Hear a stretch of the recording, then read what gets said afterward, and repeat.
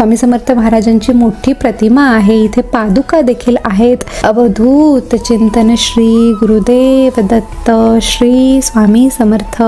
अन्नछत्रातनं बाहेर पडल्यानंतर इथे महालक्ष्मी रूपातले स्वामी महाराज, तुळजा भवानी माता, दत्तगुरु अवतार, अनंतकोटी ब्रह्मांड नायक स्वामी समर्थ महाराज यांचे विद्युत रोषणाईतले फोटो फारच आकर्षक वाटतात. गाणगापूर भीमा नदीच्या काठावर वसलेला आहे.